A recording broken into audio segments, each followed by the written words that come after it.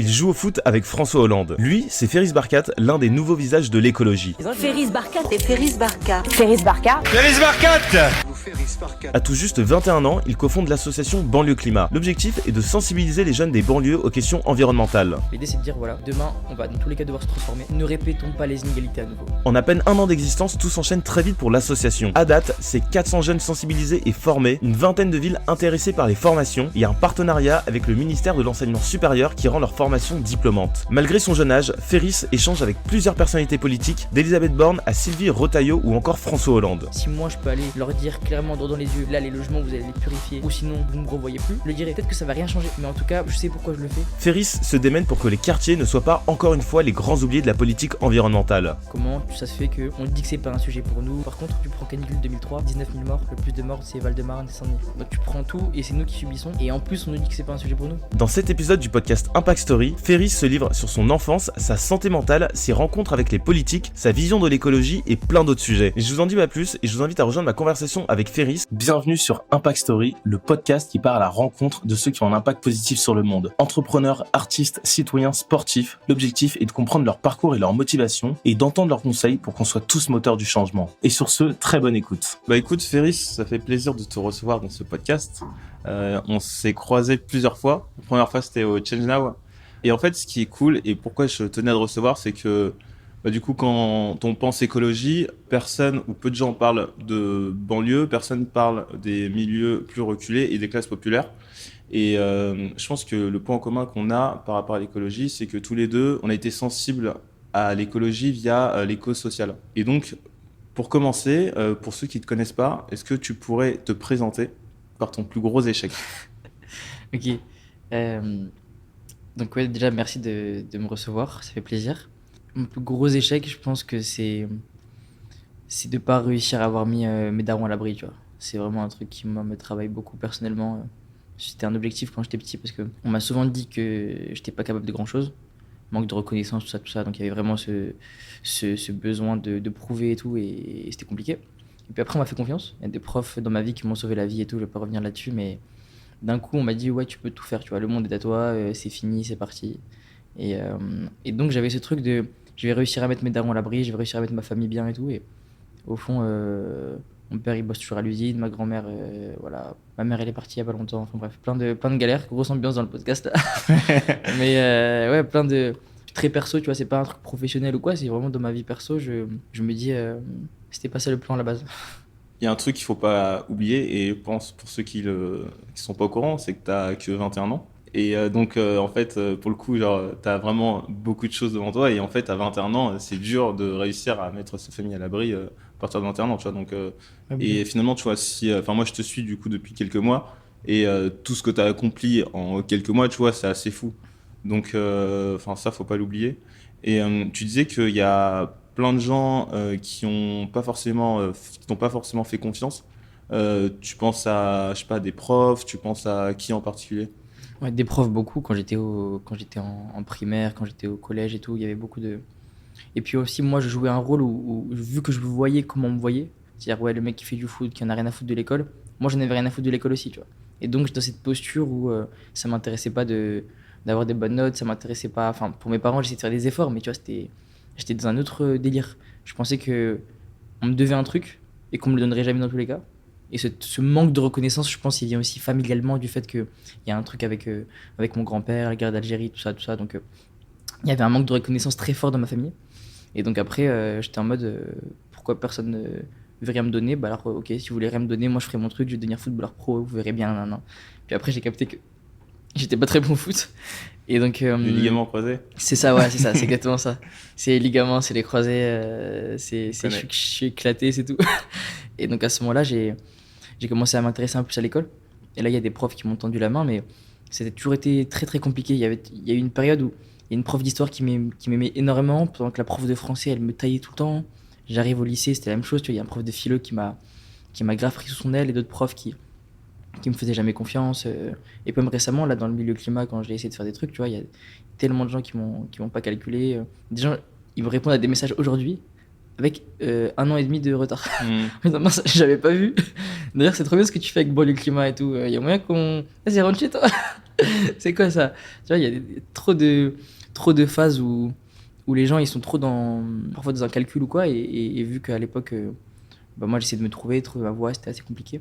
Et donc j'ai mis du temps à prendre confiance, j'ai toujours eu ce besoin qu'on me dise que ce que je fais c'est bien, tu vois. Un regard extérieur, où je suis pas du tout intrinsèquement à l'aise avec ma personne pour me dire et m'auto-juger en me disant vas-y, ce que je fais c'est lourd, tu vois. J'ai besoin toujours du regard extérieur. Je pense que ça vient de ce manque de reconnaissance quand j'étais petit, tout ça. Donc maintenant ça va parce qu'il y a des gens qui me disent que c'est cool ce que je fais, tu vois, mais je suis trop dépendant de ça, tu vois. À Ouais. quel point tu penses que l'environnement dans lequel tu grandis est déterminant? Je te pose cette question parce que, je t'en ai déjà parlé, j'avais grandi dans le 93 à Bobigny, en cité. Et à l'époque, justement, moi j'étais un peu comme toi dans le sens où, enfin vraiment, en fait, l'école c'était vraiment pas mon truc.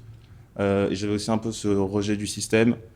Et je me souviens que je l'avais, mais aussi un peu par mimétisme. Parce qu'en fait, dans ma classe, mes potes et tout le monde autour de moi, on était un peu dans ce rejet du système et en fait, on n'était pas vraiment à l'aise avec la manière dont ça fonctionnait. Et en fait, on se sentait, même si j'étais jeune, on se sentait quand même très en marge de la société. Et quand je suis arrivé sur Paris, j'ai vu le décalage énorme qu'il pouvait y avoir entre banlieue, Paris et en fait entre les différentes classes sociales. Et en fait, c'est là où j'ai compris et c'est là où j'ai commencé à bosser en cours. C'est parce que j'ai changé de milieu. Et en fait, autour de moi, les rêves que les gens avaient, c'était pas les mêmes. C'est-à-dire que quand j'étais à Bobigny et qu'on me demandait ce que je voulais faire plus tard, en fait, mes potes, on répondait pompier, on répondait. Il y avait quoi d'autre comme métier? Mais tu vois, des métiers plus manuels. Les meufs, elles disaient, ouais, moi, je vais ouvrir un salon de coiffure. Et quand je suis arrivé à Paris, on me disait, ah, moi, ce que je veux faire, c'est que je vais être banquier, je vais être avocat, je vais être dentiste. Et donc, en fait, l'environnement, il est vachement déterminant, j'ai le sentiment. Toi, t'en penses quoi là, par rapport à tout ce que tu as vécu et tes réussites et tes échecs? Ouais, bah, c'est sûr que ouais, depuis Bourdieu, on voit bien que, même avant, mais que l'environnement est super déterminant socialement et de manière générale sur ta vie. Mais moi, j'ai l'impression que c'est aussi lié à l'identification. Le fait que t'as pas beaucoup d'exemples, tu vois, dans ta vie, de gens qui ont réussi, des gens qui ont réussi à faire des trucs stylés. Moi, je sais que quand j'ai vu Abdelali El-Badawi, qui a fait Banlieue Santé, qui cofonde maintenant avec moi Banlieue Climat, j'étais en mode, mais ouais, je suis trop stylé. Un gars qui parle trop bien, il a du charisme, et là, devant n'importe qui, tu mets le patron de L'Oréal, tu mets qui tu veux, il s'en fout. Il a ses sujets, il sait pourquoi il le fait, tu vois. Et ce genre de personne, j'étais en mode, waouh, là, il y a un truc d'identification qui nous manque, et il y a un truc de représentativité qui induit un sentiment d'incompétence. En disant, s'il n'y a pas plus de gens comme moi, c'est parce qu'au fond, on ne mérite pas, au fond, on est incompétent. Alors qu'en réalité, plus tu vas dans des sphères, tu rends compte qu'en fond, on est à peu près tous aussi incompétents les uns que les autres. Qu'il y a des gens qui ont juste un peu plus confiance en eux, qui sont eu vraiment les portes, qui ont eu. En fait, je dis souvent, tu vois, ça dépend si tu regardes le mérite ou la chance. Il y a toujours une part de mérite, une part de travail. Le but, c'est pas de nier ça. Mais il faut pas non plus lier la contingence et le fait que tu es arrivé à un endroit et qu'au bout d'un moment, il y a une prof qui m'a ouvert la porte et que moi, j'ai réussi mon brevet alors que tous mes frérots, ils l'ont loupé, tu vois. Mais c'est pas parce que je suis mieux que les autres. Et bien sûr, on peut toujours se concentrer sur le travail, sur le machin. Mais moi, je sais que j'ai tendance à me concentrer sur la partie chance. Et cette partie chance, elle est super importante parce qu'à ce moment-là, tu réalises que d'autres ont plus de chances que toi et qu'ils vivent avec d'autres représentations mentales. Et ça change tout. Je suis Et entièrement d'accord. donc c'est à nouveau l'inégalité des chances. Et je pense que voilà, l'illusion des méritocratique laisse penser que si tu n'y arrives pas, c'est que tu es incompétent. Alors qu'il y a structurellement plein de facteurs qui font que tu vas pas y arriver. Et donc dès qu'il y a un gars qui arrive ou une meuf qui arrive à s'en sortir, à s'échapper du filet, tu vois, on va se concentrer là-dessus en disant, vous voyez, ça marche la méritocratie. Mais non, mais il y a un filet qui a bloqué tout le monde avant, tu vois. C'est pas ça le sujet. Le sujet, c'est comment on fait pour que à peu près tout le monde puisse avoir confiance en soi et puisse se dire, vas-y, moi aussi je peux faire ça, moi aussi je peux faire ci. Et ça part par l'identification, par ce qu'on fait là sur le terrain avec moi, le climat, et par outiller en disant aux gens, vous êtes légitime de parler de certains sujets. En l'occurrence, pour moi, le climat, tu vois. Et du coup, donc, on parle de banlieue climat. Banlieue climat, c'est quoi? C'est une asso qui est très très récente. Ça fait depuis 7-8 mois qu'on est actif. Et ça consiste essentiellement aujourd'hui à faire de la formation dans les quartiers populaires, avec un constat très simple en disant demain la société va se transformer dans tous les cas sur l'écologie. Et à nouveau, les inégalités vont se structurer entre ceux qui ont les compétences et ceux qui les ont pas. Ceux qui ont les connaissances et qui vont faire les croissances vertes, qui vont faire leur entreprise bizarre, et ceux qui vont pas faire, tu vois. Parce qu'ils n'ont pas les connaissances, les compétences, et ils sont bloqués dans l'ancien modèle. L'idée, c'est de dire, voilà, demain, on va dans tous les cas devoir se transformer. Ne répétons pas les inégalités à nouveau. Et pour ça, il faut outiller, il faut donner les compétences sur l'écologie. d'où la formation. Mais il n'y a pas que ça, il y a aussi la vulnérabilité dans les quartiers.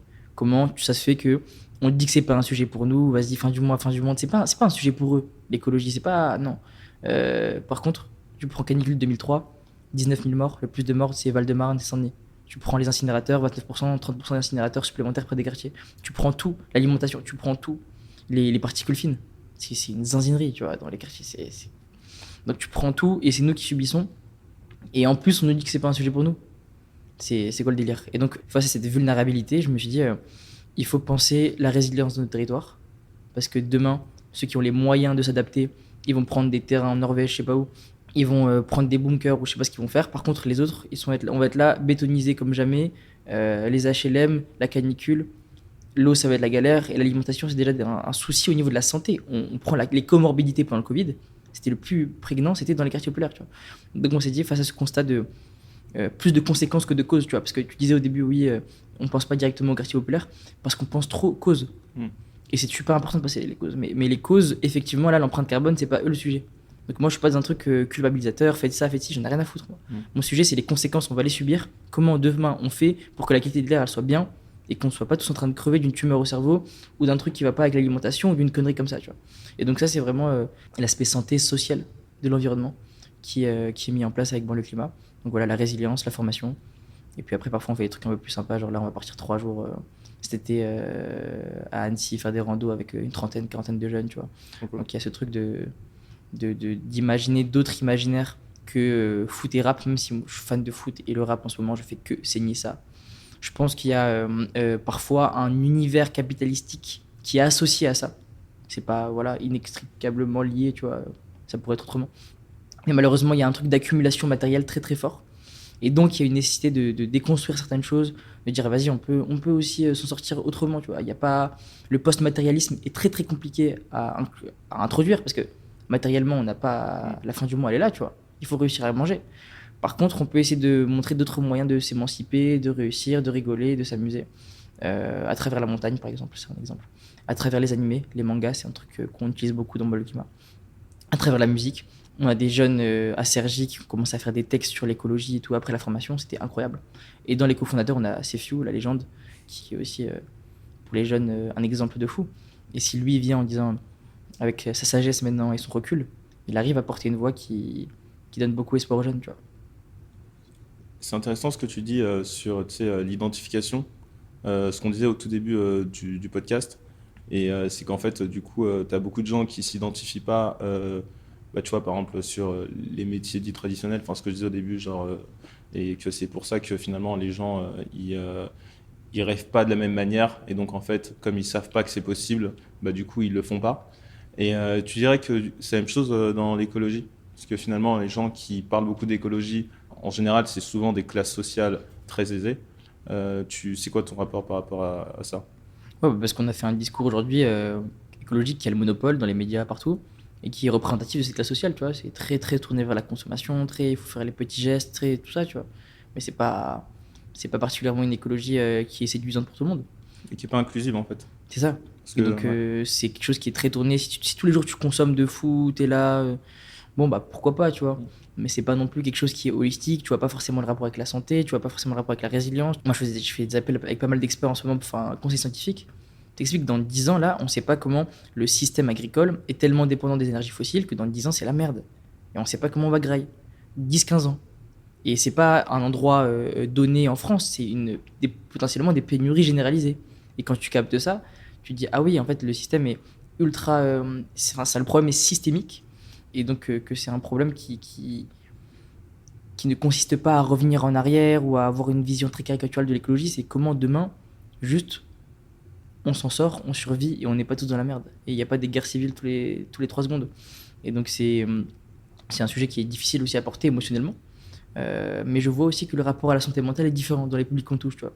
Que ce soit en mode, vas-y, si le problème, mon père il me dit souvent ça, tu vois, si le problème c'est pas d'avoir à manger, moi quand j'étais petit j'avais pas mangé, tu vois. Donc le rapport à l'éco-anxiété est différent, le rapport à la santé mentale est différent. Et donc ça permet d'avoir un terrain d'un discours écologique totalement nouveau, qui est plus excitant, qui est peut-être... moins bobo, moins petite fleur et tout. Et peut-être que ça, c'est un truc qui est positif vers lequel on doit aller un jour, tu vois. Mais pour le moment, c'est trop tôt pour le public qu'on touche. Et donc, c'est autre chose qu'on essaie de proposer, plus tourné vers des imaginaires, des représentations qui nous touchent, comme j'ai dit, l'animé, le rap et tout, et vers des trucs qui vont être très très concrets, tu vois. C'est là, à Bagnolet, 3500 habitants, comment on fait pour s'alimenter? Est-ce qu'on fait de l'agriculture urbaine? Est-ce qu'on peut être autosuffisant? Oui, non. Et ça, ça peut être ultra excitant. On va essayer de monter une agora un peu démocratique de discussion avec les habitants. Donc c'est un projet très très long, tu vois, on est avec 2-3 partenaires et des fondations qui vont soutenir tout ça pour que c'est un projet sur 5-6 ans, mais on puisse ramener des experts à Bagnolet, discuter avec eux de la résilience alimentaire du quartier, voir comment les petits, tout le monde peut se mobiliser là-dessus, parce qu'on va avoir besoin de beaucoup de main-d'œuvre, et ensuite laisser un projet qui vient du terrain, qui est porté par les habitants sur la question de l'alimentation, tu vois. Et il faut surtout pas avoir une démarche très paternaliste en mode nous on a la solution, on va vous dire ce qu'il faut faire, tu vois. Non. Ça doit venir de eux. Et souvent, il y a ce truc aussi, tu vois. Ce truc de nous, on a compris le problème, on va venir vous l'expliquer un peu de manière condescendante. Et ça, on veut vraiment pas, on veut que ce soit horizontal de fou. Il y a souvent des comportements écologiques qui sont déjà dans les quartiers, mais qui sont pas conscientisés comme tels, tu vois. Clairement. En mode la débrouille, la récup, tout ça, tout ça. La sobriété de base, hein, parce que t'es sobre quand tu viens d'un quartier populaire et que t'as pas forcément les moyens. C'est ça, la sobriété, c'est la hesse des riches, en fait. Ouais. C'est vraiment ça. Donc ouais, tout ça, c'est pas cette démarche de sensibiliser parce qu'ils sont déjà sensibles. Il y a un côté formation, parce qu'il y a des connaissances à avoir. Et puis après, il y a notre truc à nous qui nous ressemblera avec nos gens et qui va faire le taf, quoi. La sobriété, c'est la liste des riches. Ça, c'est. J'aime beaucoup cette punchline. Non, mais c'est vrai parce que moi, ça me fait penser à. Il y a 6 mois, en fait, je suis originaire du Mali. Donc, il y a 6 mois, j'étais au Mali. Et en fait, quand tu es au Mali, forcément, tu vois, c'est un pays qui est ultra pauvre. Et donc, les gens, de base, quand tu leur parles d'écologie, tu vois, pour eux, c'est tellement éloigné. C'est vraiment, genre, c'est des années-lumière de leurs préoccupations. Parce que eux, ils se disent déjà sobres, de base. Tout ce qui est, tu vois, genre, la réutilisation. Aujourd'hui, on appelle ça l'économie circulaire, mais en fait, pour des millions de gens, c'est la base de réutiliser, d'acheter de seconde main, de faire des choses qui te coûtent moins cher. Tu vois, pour eux, c'est vraiment la base. Et donc, le fait que ton discours il soit adressé sur l'adaptation, bah, c'est ultra puissant parce que ça permet d'inclure tout le monde. Ouais. Après, je pense qu'il faut pas non plus se concentrer que sur l'adaptation. Bien sûr, évidemment. Ouais, mais dans le sens où, en ce moment, j'étudie beaucoup. Je me pose beaucoup la question de comment parfois quand tu es trop sur les conséquences, et il y a un livre, j'ai oublié le blaze là, mais qui étudie très bien ça, sur comment parfois quand les organisations sont trop sur les conséquences, elles dérangent plus et elles légitiment les causes. Je prends d'exemple une boîte qui est sur le gaspillage alimentaire, elle va pas remettre en question le système de l'alimentation de manière générale. Et donc parce qu'elle est là, ça va permettre de justifier en disant vas-y, on peut continuer à faire de la merde, gaspillage alimentaire, système agricole, pas payer les producteurs, mettre des bêtises partout. Par contre, heureusement qu'eux, ils sont là, et ils permettent de rattraper un peu le truc. Et donc, c'est très important de commencer par les conséquences, mais il faut jamais oublier de remonter. Parce qu'au bout d'un moment, parfois, tu es là, tu as monté une application pour que les gens ils arrêtent de fumer, mais tu es content que les gens ils achètent des cigarettes, parce qu'après, du coup, tu as des gens qui vont fumer, tu vois. Et donc, tu commences à devenir un peu la caution du système. Et donc, ça, c'est toujours la balance qu'il faut avoir en mode, on est sur les conséquences, mais il faut pas oublier non plus les causes, et comment petit à petit tu peux remonter, parce que c'est la puissance, elle vient aussi au moment où tu arrives à remonter à la cause, quoi. Mais il faut remonter intelligemment, il faut remonter correctement et très progressivement. Parfois, on va aller un peu trop vite. Et je comprends parce que, surtout sur les questions climatiques, il y a une urgence. Sauf que si tu vas trop vite, il y a une polarisation qui va se faire, tu vois. Tu vas être là, tu vas bloquer une route. C'est le climat, c'est le GIEC et tout. Il y a un gars qui va sortir de sa voiture, il va te mettre 2 tartes, tu vas dire c'est quoi le GIEC, tu vois. Et c'est parce que ça allait trop vite pour lui. Donc, soit tu vas progressivement, et en même temps, l'urgence va accélérer ce genre de comportement. Parce que ceux qui ont compris vont dire mais moi je vais pas rester chez moi tranquille alors qu'on me dit que dans 5 ans il n'y a plus de bouffe, tu vois. Mais en même temps, si tu fais pas ce travail de pédagogie qui est absolument nécessaire, tu vas perdre tout le monde. Et donc c'est juste le milieu de temporalité qui je pense est important. C'est intéressant, c'est comme l'effet rebond, tu connais? Le fait que une fois que, par exemple, si tu inventes une machine qui te permet d'économiser de l'eau, et qu'en fait on se dit ah bah c'est génial, cette machine elle permet d'économiser de l'eau, du coup on va l'utiliser à fond, et après on va tellement l'utiliser qu'elle va pomper tellement d'énergie que finalement elle va devenir moins écologique que ce qu'elle était de base. Donc c'est un peu ce que tu dis. Tous les gains d'efficacité énergétique qu'on a eu ces 50 dernières années, ça a toujours été compensé par ça. Exactement, sur plein de sujets en fait. Et donc du coup, à quel moment tu as commencé à te sensibiliser au climat? En terminale, avec ce prof de philo dont je te parlais, qui a commencé à remettre en question le progrès, qui a commencé à poser des questions un peu sur l'effondrement, la collapsologie. Enfin, il est parti loin. Je dis, qu'est-ce qu'il raconte celui-là? Et j'ai commencé à me renseigner et je dis, ah ouais, c'est chaud. Pourquoi on m'a pas prévenu avant? En ce moment, je me souviens que peut-être l'année d'avant, ou je sais pas quand c'était, mais il y avait les marches pour le climat. Et moi, j'en avais rien à foutre. Je me disais, qu'est-ce qu'ils veulent eux? Ils sont là, ils font du bruit dans la rue, ils sont trop bizarres. Et les ours polaires, c'était pas mon sujet. Et là, j'ai vu que c'était la merde. J'ai dit, ah ouais, en vrai, force les ours polaires, hein, parce que c'est chaud. C'est chaud ce qui vous attend. C'est chaud ce qui nous attend aussi. Et c'est à ce moment-là que j'ai commencé à me renseigner, à creuser davantage les sujets. Je suis parti à Londres. Moi, j'ai été admis à la LSE, London School of Economics, donc université très banque, tout ça, tout ça. Et je suis allé beaucoup pour rendre fier mes parents, tu vois. C'était en mode, Université très prestigieuse. Enfin, c'est Ouais. l'une des meilleures universités d'Europe. voire du ouais, monde. c'est ça. En social, c'est la meilleure, deuxième dans le monde après Harvard en social. Enfin, c'était un truc, mes parents, ils étaient en mode. J'étais la fierté de l'usine pour mon daron, tu vois. Et là, je lui dis, en fait, je m'en ai rien à foutre de tout ça, moi. Donc au début, je joue le jeu, je fais les cours, tout ça, Platon, c'est drôle, 2 minutes. Mais au bout d'un moment, ça commence à me faire chier. Je m'intéresse beaucoup à l'écologie, donc je deviens chercheur assistant, je fais des trucs comme ça, je publie des articles à droite à gauche. Et puis après, ça devenait trop. Je faisais beaucoup ça pour rendre fier mes parents, mais là, c'est devenu juste. Mon rapport au risque a changé, tu vois. Mon risque, c'était pas de pas avoir de diplôme, de pas être pris à droite à gauche. C'était juste de pas réussir à me sentir utile et à ma place dans un monde qui est en train de crever, tu vois. Donc quand j'ai remis toutes les conventions sociales dans un contexte écologique dramatique, ça m'a grave poussé, et en plus j'aimais pas trop l'école, ça m'a grave poussé à arrêter mes études, donc je suis parti sans diplôme, là j'ai pas de diplôme, j'ai rien. Et du coup, t'as fait quoi? C'est T'as la fait rue. 1 an là-bas? J'ai fait 1 an et demi, presque 2 ans, mais après j'ai interrompu mes études à la base. Ok. J'ai interrompu en disant je vais revenir dans un an, Ok. je suis jamais revenu, Ah ouais. ils m'attendent encore là. Mais du coup, tes parents, quand tu fais ça, ils disent quoi? Je Parce leur ai que pas dit. tu leur as pas dit? Ton père, il est pas au courant là. Si, là il est au courant, ok, là il est au d'accord. courant, s'il regarde le truc. Non, là il est au courant, mais au début j'ai rien dit. Je suis resté à Londres, tout ça. J'ai dit, ouais, l'école, ça se passe, ouais, ça se passe. Bah oui, je viens de sortir de philo là, ouais. Ok. Et alors qu'en fait, j'étais en train de faire de la création de contenu sur les réseaux, vulgarisation sur sur TikTok, l'écologie et tout. Ouais, notamment. c'est ça. Mais quand tu dis que tu reviens, enfin, que tu prends une pause et tout, t'es dans quel état d'esprit? T'as pas. Enfin, moi, ça me ferait quand même peur de me dire, bah voilà, je suis arrivé à la LSI, c'est un truc ultra prestigieux. Du coup, tu sais, tu parlais de mettre les parents à l'abri, bah en fait, c'est un moyen ultra efficace quand même. Totalement.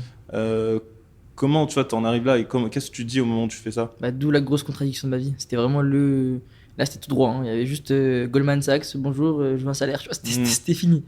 Mais c'était trop fort pour moi, tu vois. Je pouvais juste pas continuer. Est-ce que c'est le milieu dans lequel tu t'es retrouvé? Aussi, Ok. énormément, parce que c'était très très frustrant.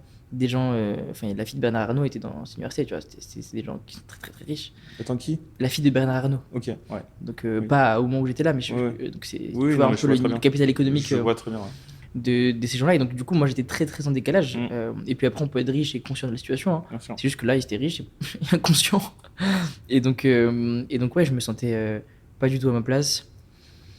Et je me suis dit que ouais, il fallait que je sois plus aligné avec moi-même. Et donc j'ai dû faire des choix qui étaient très difficiles, donc ça m'a fait extrêmement peur. C'est pour ça qu'aujourd'hui, au début, je suis passé par le truc de je fais une césure. Mm. Et si ça marche pas comme je veux, Ouais. je reviens. Mm. Ils ont accepté, ils étaient hyper cool avec moi. Puis aussi, ma mère était malade, donc moi, je voulais rester avec elle et tout. Et donc, il y a tout ça qui a fait que ça a poussé mon choix, tu vois. Et donc, c'était plus facile. Mais quand même, j'avais rep, en mode, je vais quand même être là sans diplôme, alors que mes parents sont jamais à l'université, tu vois. Donc, c'est trop bizarre. Ma grand-mère et tout, elle en pouvait plus. Même là, elle me dit, t'es sûr que t'as arrêté l'école? Donc, ouais, c'était très difficile. Après, vu que j'ai vu que ça avançait bien, au bout d'un moment, je me suis dit, vas-y, je vais pas commencer à revenir là. Alors, je suis en train de réfléchir pour donner des cours, tu vois, en ce C'est moment. sûr, ouais. C'est pas moi qui vais commencer à en prendre. Là, j'en peux plus d'être là à écrire des trucs. C'est trop pour moi, l'école.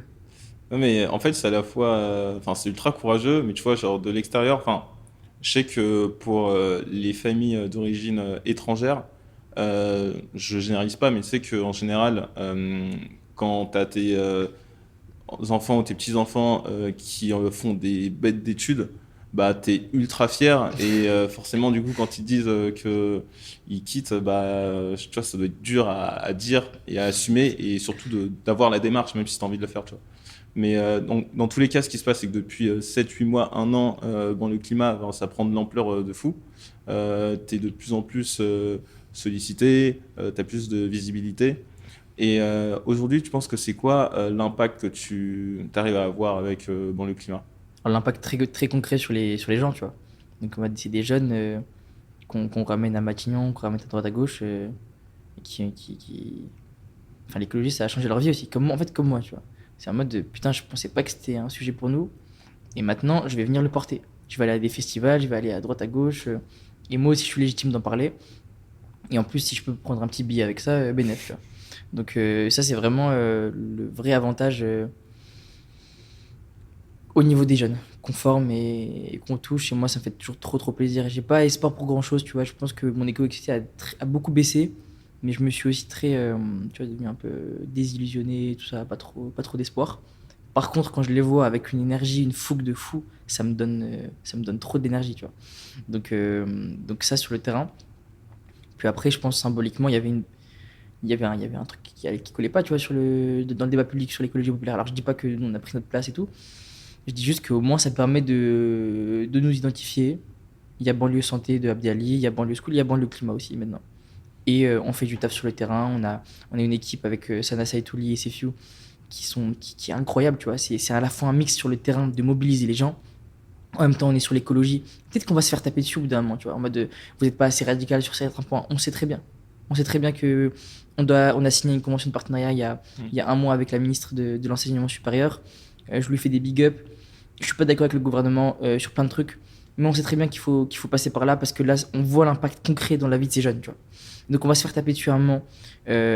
Par contre, tant qu'on a nos gens avec nous, il peut rien nous arriver, tu vois. Parce qu'on sait que le terrain, il est là. On sait qu'on va pas faire traiter de bobos, je sais pas quoi. Parce qu'on est en phase avec leur réalité. Et ça, c'est Sana qui fait aussi un travail sur le terrain monstre, tu vois. Parce que moi, je viens de Strasbourg, j'ai mes frérots et tout. Mais après, Île-de-France, on a fait les muraux. Enfin, on fait les muraux là.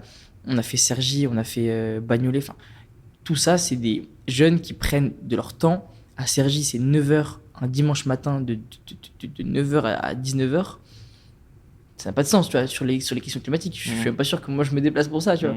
Et eux, ils étaient là toute la journée parce qu'on a le terrain avec nous, parce qu'ils font confiance, parce qu'on les valorise. Ça, c'est un vrai sujet où je pense qu'il y a aussi un décalage avec le milieu climat où parfois, ils sont en mode, vas-y, mobilisez vos jeunes là pour nous. On a un truc qui leur ressemble pas du tout d'ailleurs, mais on veut quand même leur proposer. Parce que communication, tout ça. Mais non, il faut venir respecter les gens. Quand il y a des médias, nous, en ce moment, on s'embrouille avec beaucoup de gens, tu vois.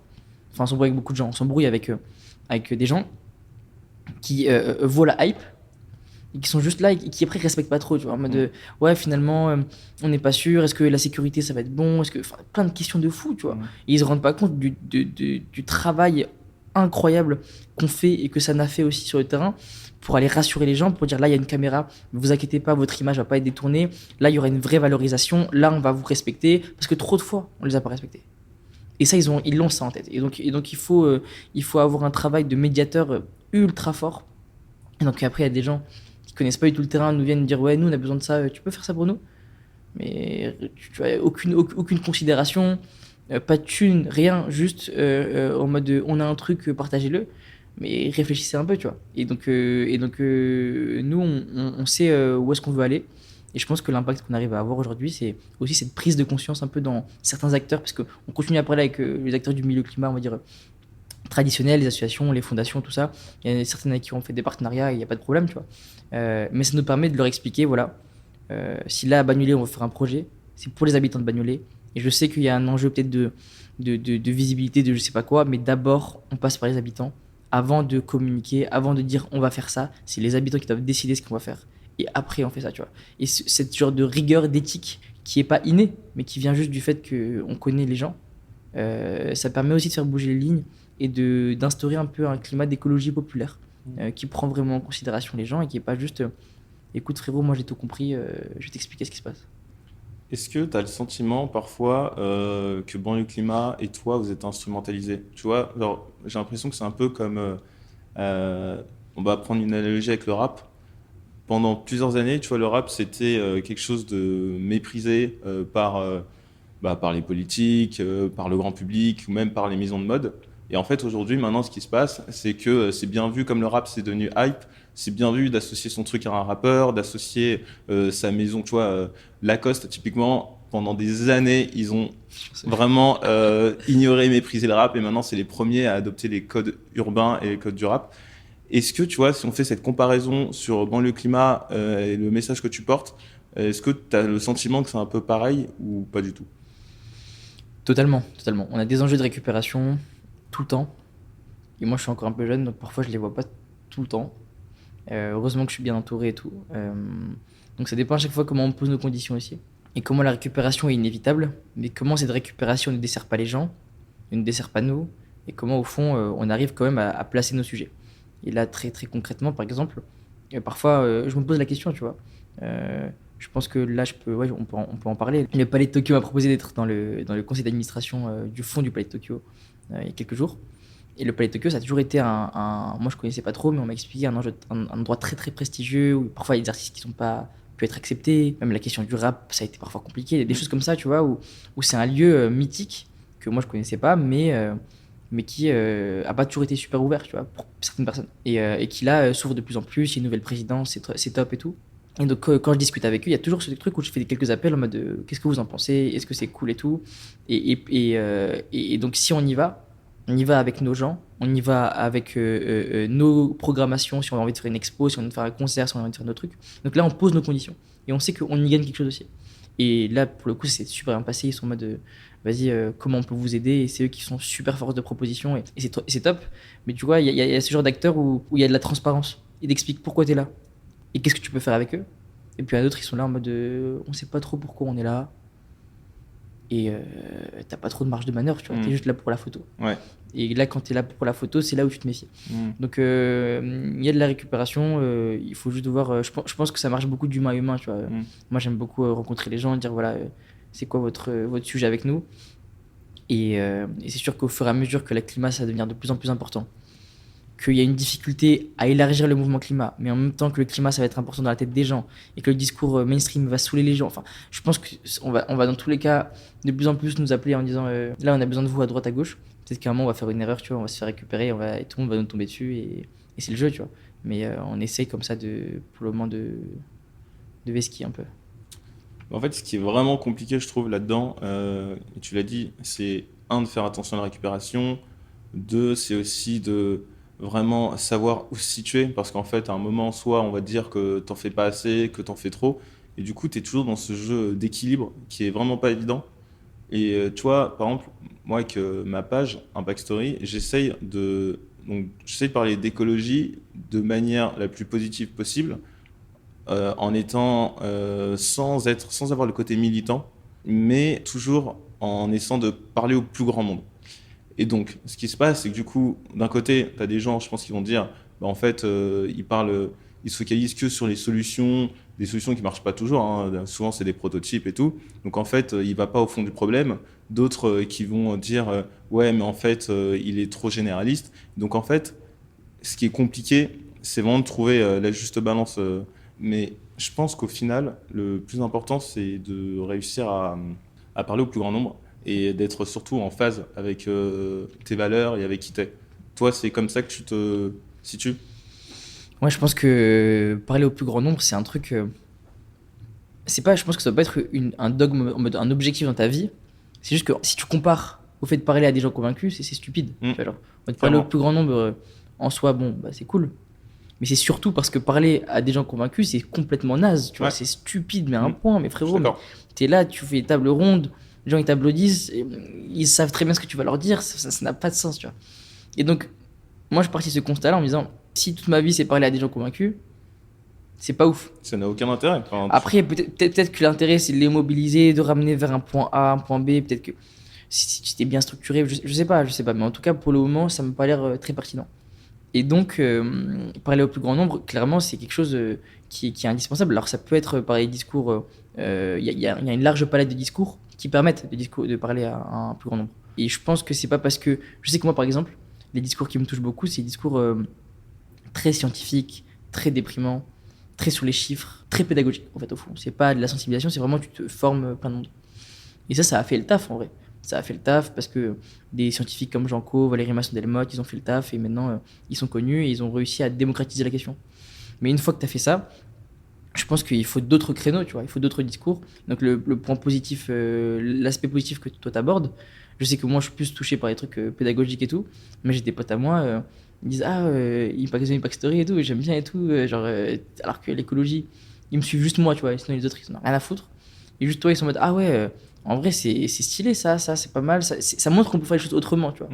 Et donc je pense qu'il faut des discours pour tout le monde, mais que un discours qui va juste un peu répéter ce qu'on sait déjà, ou qui va convaincre les convaincus, c'est pas la bonne stratégie. Donc même quand moi je faisais TikTok, tu vois, il y avait ce truc où je répétais des trucs très difficiles.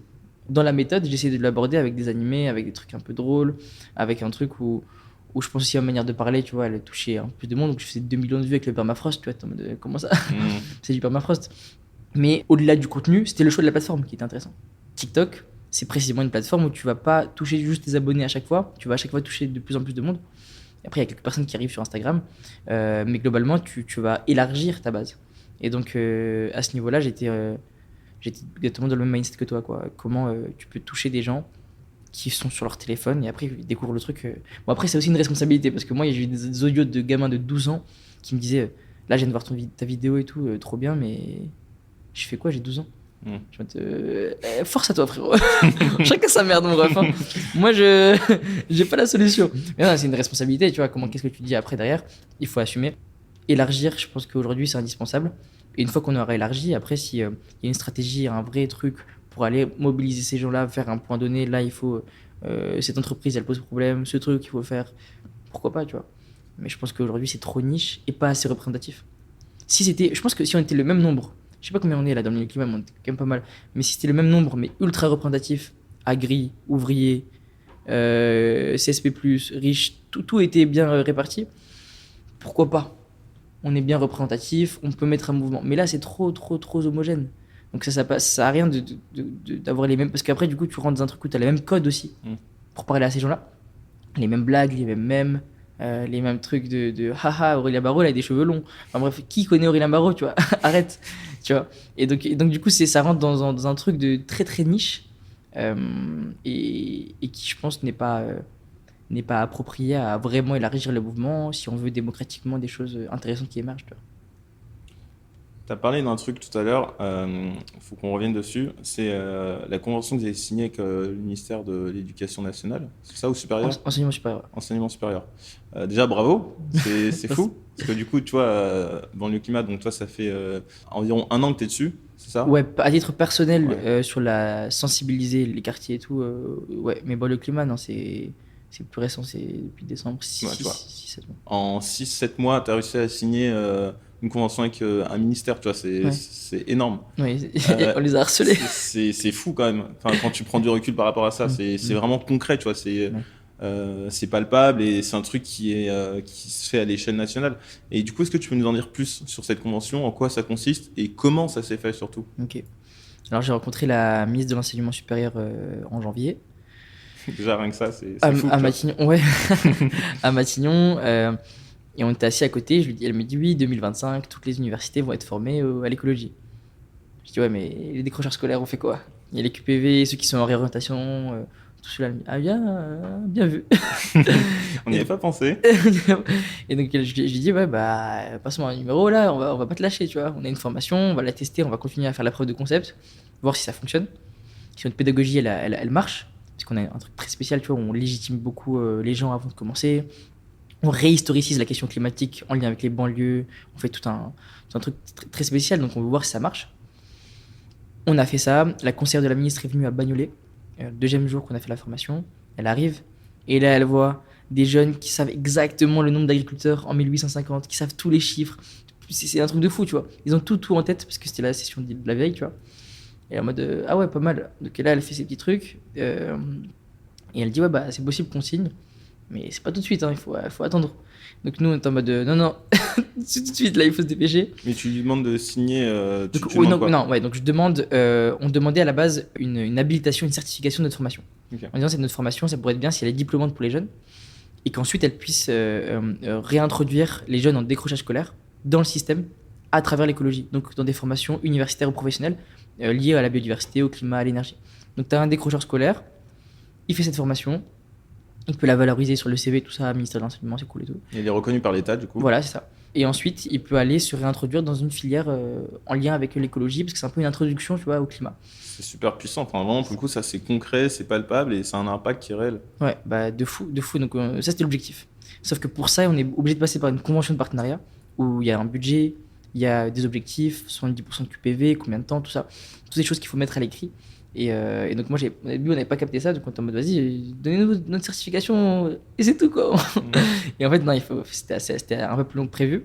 Mais on les a harcelés, on a dit, non, non, mais là, on veut vraiment signer à ce moment-là. Comme ça, après l'été, on peut bosser là-dessus. Et à la rentrée, on commence à délivrer les diplômes. On va au quartier nord à Marseille, on fait les choses correctement, tu vois. Donc ouais, on a mis la pression. J'ai eu beaucoup de gens au téléphone, tu vois, tout le temps en mode donc ça en est où, ça en est où, ça en est où. C'était vraiment du harcèlement. Et à la fin, la mini s'est déplacée. On était dans les locaux de AXA Climate. Donc AXA, pas ouf. AXA Climate, vraiment pas mal.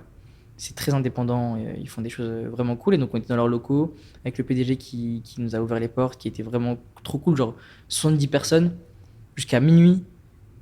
Là, à faire la fête, parce qu'on a signé un truc, puis l'endroit est beau et tout, pour les jeunes c'était cool. Et donc on a signé avec la ministre et maintenant on bosse sur le conseil scientifique, on bosse sur tout ça pour que la convention soit finalisée et qu'ensuite on puisse bosser pour que septembre soit carré. Tu vois, ce qu'on disait tout à l'heure sur le fait de trouver le juste équilibre, parce qu'il y a des gens qui vont me dire, en fait, moi je trouve que ce qui est dommage, mais ce qui peut se comprendre, c'est que beaucoup de gens qui sont tu vois, de l'extérieur vont dire, ah non, mais il travaille avec le gouvernement, il est invité à Matignon, c'est un pote de Macron, tu vois, genre, les gens, dès qu'ils voient des mots-clés, qu'ils voient Macron, gouvernement, Matignon, tout de suite, ils font des raccourcis et ils se disent, ah, mais forcément, du coup, il est mauvais, il est pas dans notre camp. Alors que si tu acceptes pas d'aller dans ces endroits-là, bah, en fait, tu te fermes la porte à des outils ultra puissants et donc, en fait, tu peux pas faire avancer les choses. Et donc, le fait d'être dans cet équilibre, ça te permet de, garder les pieds sur terre, deux, de garder la porte ouverte à des choses concrètes qui peuvent se faire. Et la preuve, c'est que du coup, tu as réussi à faire certifier ta formation. Et donc voilà, ça pour rappeler que je pense que l'équilibre, il est toujours important à garder parce qu'il te permet d'avoir les pieds sur terre et tu vois, de faire des choses concrètes, quoi. Ouais, mais je suis d'accord. Après, il y a aussi ce truc de... Parfois, il y a des choses qui sont inacceptables, tu vois, d'un point de vue gouvernement et tout. Et donc, c'est aussi la posture de... Est-ce que tu es intransigeant avec certains sujets, tu vois. Bah ouais, mais... Et donc, par exemple, CNR, Matignon, il était venu pour que je parle d'un sujet sur le brevet vert, je sais pas quoi. Moi, j'ai vu qu'il n'y avait pas d'enveloppe, il y a des trucs qui m'ont un peu saoulé, tout ça. Je suis venu parler des JO, des quartiers, et comment les particules fines, ça va pas, tu vois. Et donc, comment tu peux... Vous y gagnez un truc. Je sais pas trop ce que vous y gagnez si je suis là, mais vous y gagnez un truc. J'ai pas encore assez de recul, j'ai pas la maturité, ok. Vous gagnez un truc, mais moi, je vais placer aussi mes trucs. Et si je viens, c'est à mes conditions, c'est pour faire ça, c'est pour faire ci. Et je sais que même si à la fin, vous avez gagné un peu un truc, moi aussi, j'ai pu placer mes gens, j'ai pu voir l'impact concret et positif que ça a eu sur ma cause à moi. Après, il y a des lignes rouges où je pense qu'aussi, le gouvernement, parfois, il abuse sur certains points. Et donc là, il faut pas... le risque, c'est que tu te tiédises, tu vois. C'est que t'es là, tu rigoles, tu prends une petite glace à la mangue et tout. Je dis ça parce que t'es là et tu rigoles avec eux et t'oublies de leur rappeler que là, les gars, les méga bassines, c'était pas cool. Ça, c'était pas ouf. Tu vois, des petits trucs comme ça où t'oublies de rentrer toujours dans le débat. Moi, je suis à fond dans le débat, à fond. Je vais pas commencer à leur mettre des balayettes et tout. Par contre, clairement, là, est-ce qu'on peut pas rediscuter de la gestion de l'eau? Est-ce qu'on peut pas rediscuter de ce projet de Total, etc. Et donc, je pense que dans l'imaginaire collectif, et c'est très compréhensible parce que c'est véridique, oui, bien sûr. Quand tu vas dans ces endroits-là, tu te lisses et t'oses pas parler. Ouais. Et c'est vrai que c'est fait pour que tu te sens bien. En fait, t'as un côté qui est déjà impressionnant. C'est ça. C'est ça, et en fait, ça peut être intimidant aussi. C'est ça. Et donc, vu que moi, en ce moment, je suis un peu impressionné par rien, ça fait que du coup, je viens avec ce que j'ai apporté. Et puis, de toute façon, j'ai des gens derrière qui me disent n'oublie pas d'où tu viens. N'oublie pas la galère. Frérot, t'étais là, tu fais le bouffon en story et tout. Et donc, du coup, ça te permet de remettre les pieds sur terre. Moi, si je viens, c'est à mes conditions. Si j'ai un truc à te dire, je le dis. Et après, la ligne rouge, ça se fixe avec mes objectifs, ça se fixe avec mon éthique. Il y a des points sur lesquels il y a des ministres peut-être avec qui je pourrais pas parler, des sujets sur lesquels il y a des trucs qui sont, tu vois, qui sont vraiment très problématiques. Et donc voilà, après, bien sûr, pragmatisme, ceux qui sont en place. Est-ce que j'ai envie que pendant 2 ans, il y a encore des gens qui souffrent et qui galèrent parce qu'il n'y a pas de purification de l'air en Seine-Saint-Denis? Non. Parce que ça, c'est des gens, c'est des particules fines, c'est des maladies. Donc si aujourd'hui, je peux croiser un tel ou un tel et je vais pas m'empêcher d'y aller. C'est pas parce que vous faites vos sauces de puristes, de militants de merde, moi j'en ai rien à foutre. Si moi je peux aller leur dire clairement droit dans les yeux, là les logements vous allez les purifier, ou sinon vous me revoyez plus, je le dirai. Peut-être que ça va rien changer, mais en tout cas je sais pourquoi je le fais et je sais qu'il faut le faire, tu vois. Je suis entièrement d'accord, mais tu vois, le risque, si t'es trop frontal, Ouais. c'est aussi qu'ils se disent, bah en fait, Ferris, il est trop frontal, il est trop extrême, du coup, on va l'écarter. Et donc, Ouais. en fait, tu perds la place que tu as gagnée.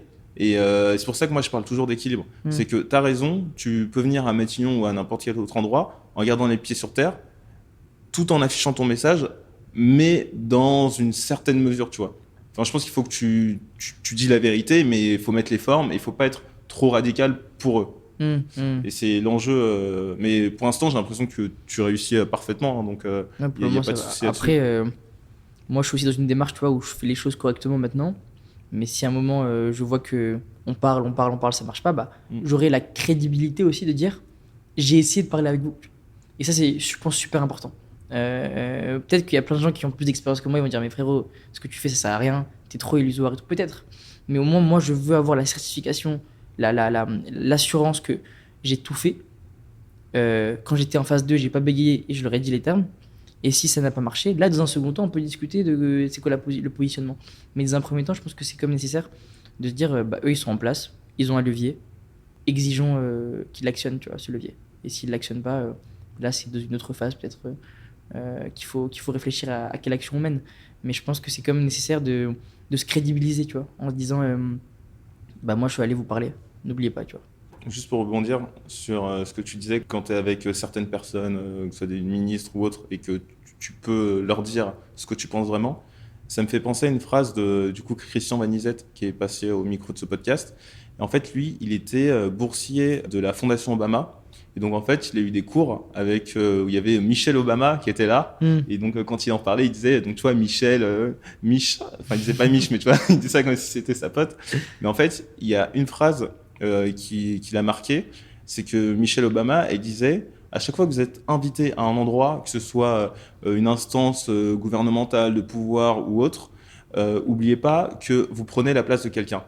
Donc, comme vous prenez la place de quelqu'un, vous vous devez, au nom de ces gens-là, de les représenter et de ne pas avoir peur de votre discours. Parce qu'en fait, si vous êtes là et qu'en fait, tu vois, vous êtes impressionné par tout ce qu'il y a autour et le fait que ce soit intimidant et tout, bah en fait, tu as pris la place de quelqu'un et du coup, tu dois pas oublier que faut que tu véhicules ton message jusqu'au bout parce que sinon, ta présence est vaine, tu vois. Ça me fait très peur, ça, ce genre de choses. Parce que c'est très, très responsabilisant, tu vois. Donc, tu es là dans une situation où, même là, avec le climat en plus, et vu que, pour le moment, en tout cas, je suis un peu mis en avant, tu vois, dans l'assaut, du coup, tu représentes quelque chose. Donc là, je sais pas si on en parle, mais vite fait, les violences policières, tu vois.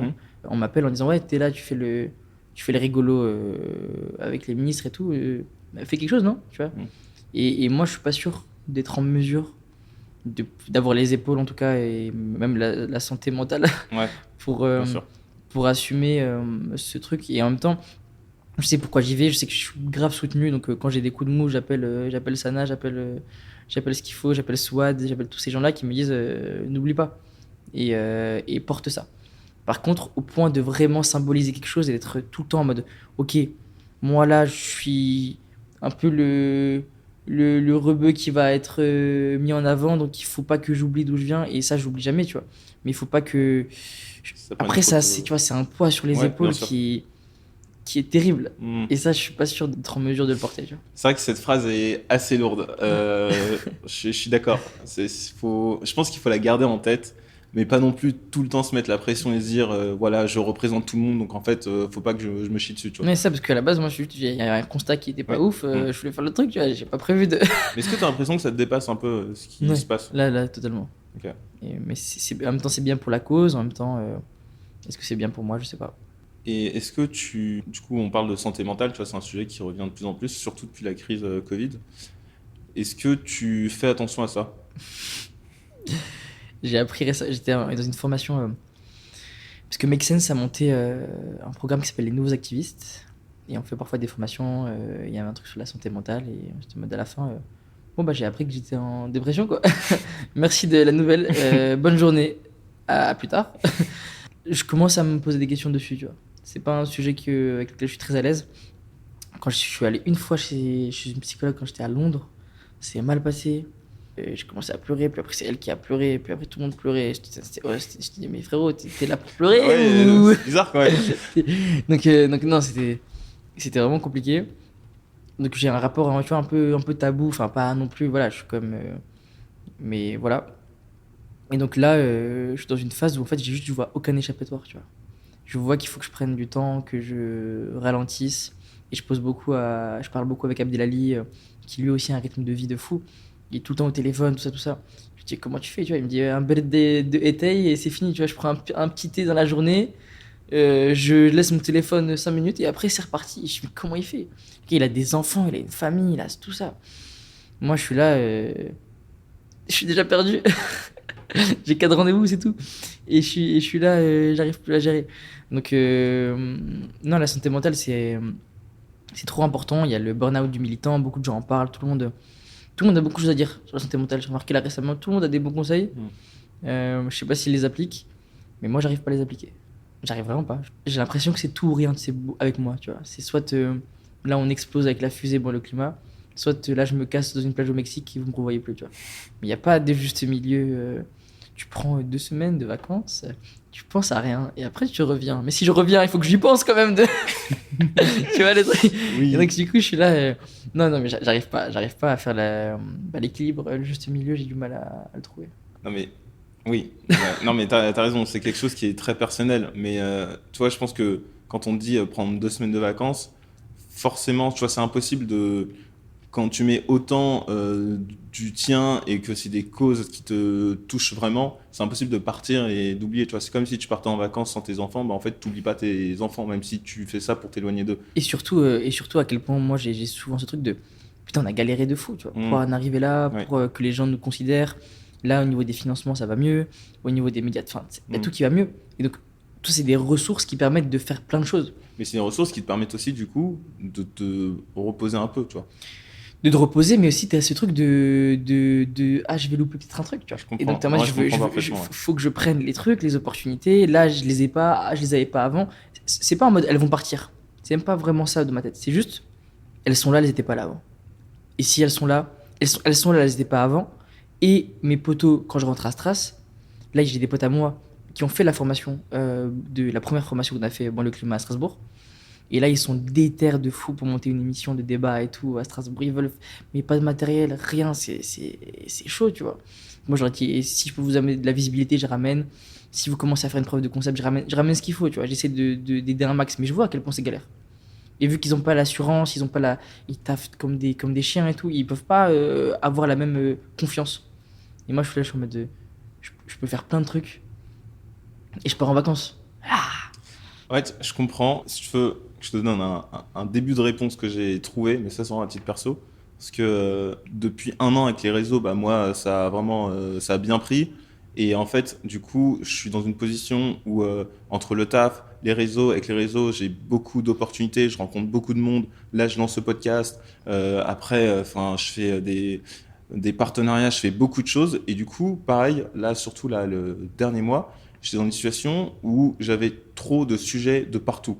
Et pareil, du coup, sur mon téléphone, j'ai des notifications, j'en ai 10 000, je dois répondre à tout le monde, et en même temps, entre vie pro, perso, du coup, tout se mélange, et je suis en mode, mais en fait, j'ai envie de couper, Ouais.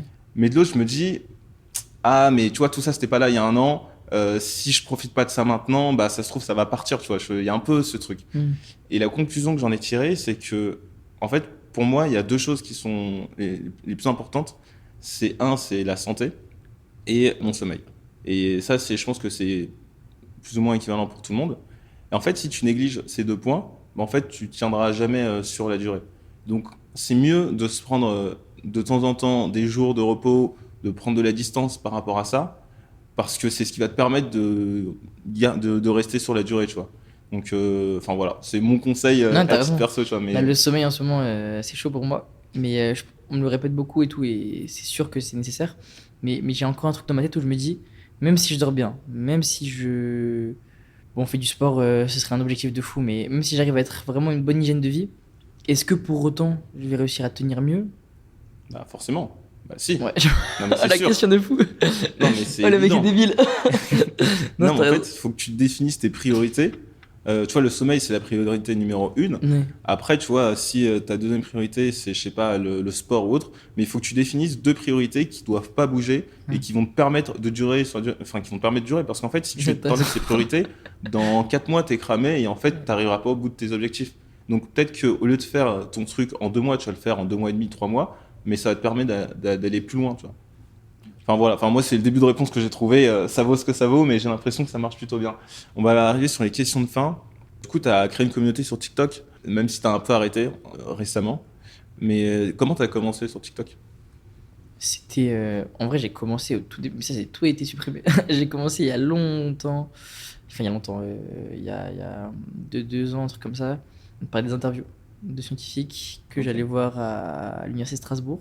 D'accord. J'envoyais des mails en mode je peux vous interviewer sur les micro-organismes dans le permafrost, s'il vous plaît? D'accord, j'arrive. Et je posais ma caméra et j'étais là, je faisais un Et peu. c'était quoi la démarche quand tu fais ça? C'est marrant que tu commencé comme ça. Moi j'ai commencé Impact Story comme ça, en C'est vrai? interviewant des entrepreneurs à impact. Ah ouais? Ouais. Ah bah, moi, c'était parce que c'était le plus direct pour avoir des infos, c'était le plus Mm. clair. Et j'avais pas du tout la confiance en moi pour aller moi expliquer, tu vois. Mm. Moi, c'était vraiment un truc de. Ça, c'est intéressant, ça, j'ai jamais intellectualisé. J'ai jamais été très à l'aise au début à parler de ces sujets-là. C'est-à-dire que même si je commençais à me renseigner, à écrire dessus, en parler, j'étais pas bon, tu vois. J'étais en mode, autant interviewer un scientifique qui va parler à ma place, autant moi, quand je montrais à mes potes à Londres, je leur disais, assieds-toi, Janko, c'est fini, moi je parle plus, tu vois. C'était ça mon truc, tu vois. Et puis un jour, il y a un pote qui m'a dit, en vrai, toi, fais une conférence. Toi, explique-nous, parce que t'as une manière de parler qui va toucher d'autres personnes, t'as ton truc et tout. Et vas-y. Ok, vas-y, c'est parti. Et donc là, on est parti sur une première conférence à l'université de Strasbourg. Ok. Il y avait genre 300 personnes, un truc comme ça. Genre, j'étais vraiment inconnu au bataillon, tu vois. C'est juste. Mais comment t'as fait pour mobiliser 300 Je suis personnes? allé. Il y a une asso qui m'a soutenu. Et je suis allé dans tous les amphis de l'université. Et je leur ai dit, oh, vous allez venir demain soir. Vous venez avec vos grands-mères, avec vos chiens, avec tout ce qui a prévu d'être vivant d'ici 2030. Je crois que j'ai vraiment eu cette phrase, tu vois. Tout ce qui a prévu d'être vivant d'ici 2030, vous le ramenez. Parce que c'est la merde. Et on va en parler demain. Et je m'en souviens, j'avais mes feuilles, j'étais stressé. Il y avait quelques personnes de ma famille qui étaient là et tout. Ça, c'était ma première conférence. Et là, j'ai reçu un message d'un gars il y a quelques jours qui me disait, ouais, j'étais là à ta première conférence à Strasbourg et je vois l'évolution, ça me fait trop plaisir. Mais une première conférence où j'ai commencé à me dire, vas-y, je peux en parler. Et après, j'en ai fait une deuxième à Londres avec Loïc Blaise, qui est un explorateur aviateur aussi, qui fait des trucs plutôt sympas. Et après, j'avais la confiance. Et donc, je me suis dit, tiens, je vais me filmer maintenant, moi, faire de la création de contenu sur TikTok, et je vais expliquer moi-même ce que j'ai compris, quoi. Donc, c'est à ce moment-là que j'ai commencé à vulgariser sur les réseaux.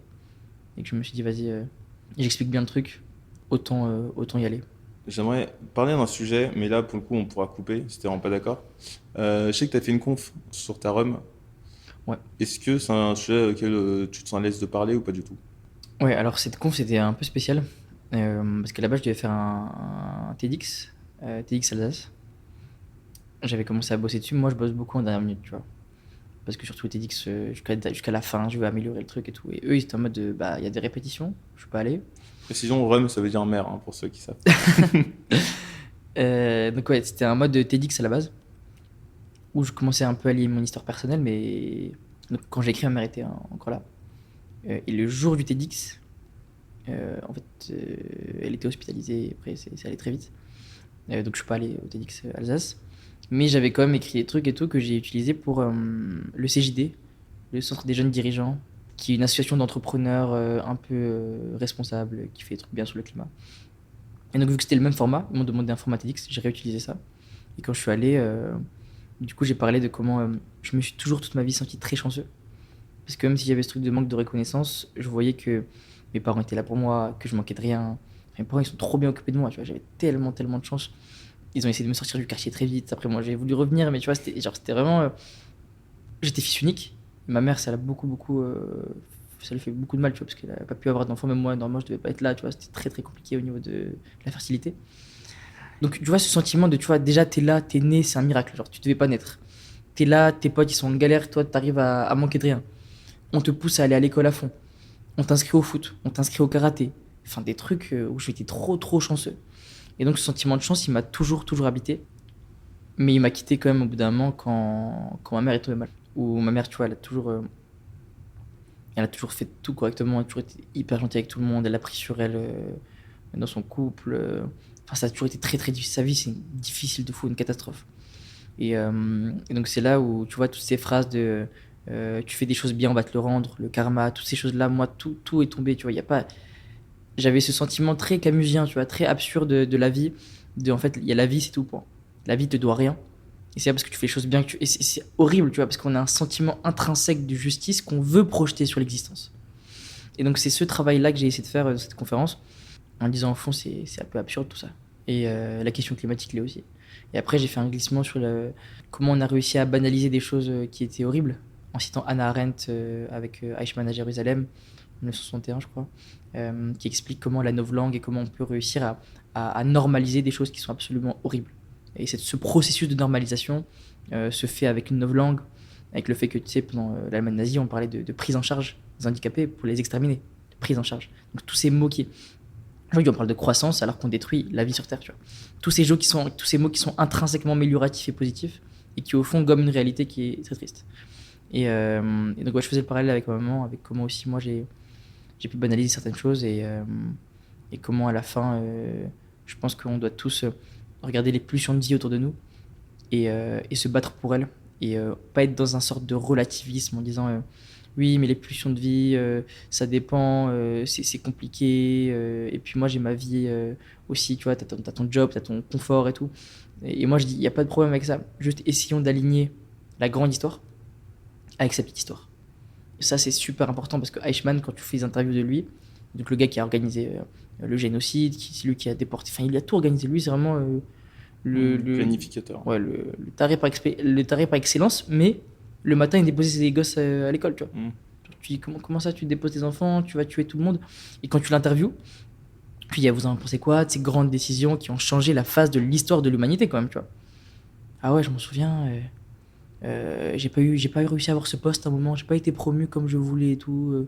Enfin, tu vois, toujours la petite histoire, toujours sa vie à lui. Donc les grandes décisions qu'il a prises, qui ont changé l'histoire de l'humanité, il les ramène toujours à son existence. Et donc comment, en fait, au fond, tu peux aligner ta vie à la grande histoire en réalisant que l'histoire, elle s'écrit de fait, aujourd'hui. 69% des vertébrés qui ont disparu, 1,2 degré, tout ça, c'est historique.